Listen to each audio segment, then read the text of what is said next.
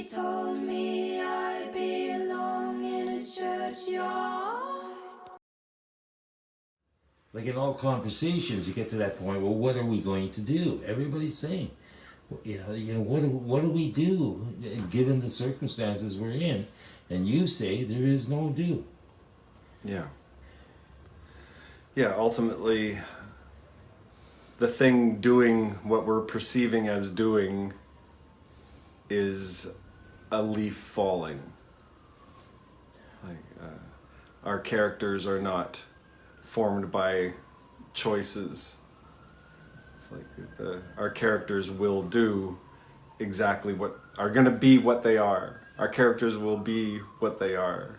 And in that being, there's a perception of doing, but that being is not made by the ego. And so ultimately there is no do, because we're falling into the future like a leaf falls to the ground. Beautiful. That's incredible. And so there's some big truths in there, meaning that mechanically evil isn't a real thing. And so there's and the acknowledgement that there's no control of our leafiness falling into the future is to know all the lies we've been told. We know that we don't have to make excuses for psychotic behavior to protect ourselves from evil when we mechanically understand how evil is not a real thing in the universe. And so brains, the more they have truth, the more they won't let us get away with trying to get away with shit. And so I know my proposal is, and even before I met you, was to form camps, or get together in camps where we had some sustainability. We could stay put, we could put the gardens in, and we had a bit of a community endeavor, which made it really enjoyable and exciting to participate in. We could never get the land together, could never get the...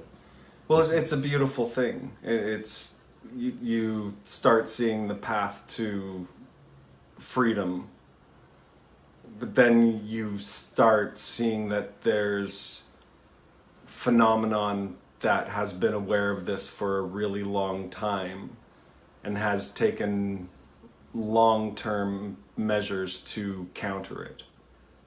And so you can't just set up a tent city, because there are people who've orchestrated a massive madness on the streets with the crack, crystal meth, and heroin. And so when we're talking about starting tent cities, we're really talking about guilelessly standing up to tyranny. And that's the part that people have a lot of problem with, because the closer to get the truth, you see how much conventional world is dependent on that. Like, simply to be dependent on money is to be in a social contract that cannot allow freedom. And so there's a conflict. Big one. Big conflict. Because it's a moneyed world. We're stuck in these circumstances of control, and everybody's like the traps everywhere. Like we're stuck. We're positioned under money, the dominion, and then it falls into politics. It controls like the movement of goods. Well, it's sort of brilliant because it affords an opportunity for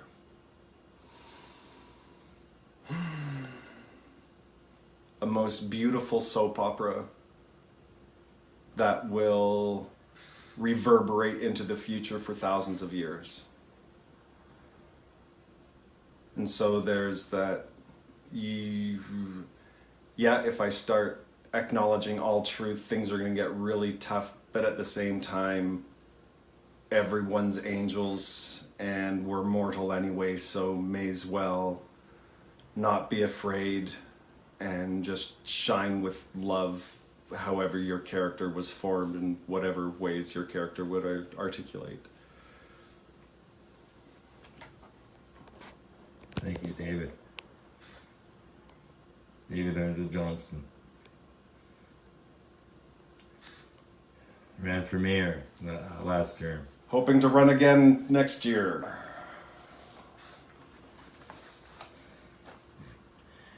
Well, now, if I could find people who are interested in creating a channel of awareness, and we could really connect, like on the like a good direction to go move in, given this circumstance we're in Victoria.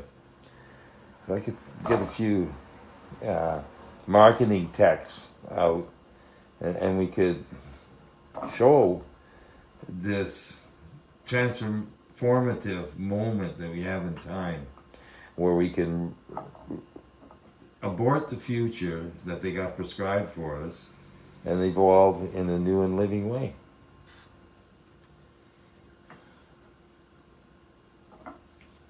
Thank you, Judgment Day News.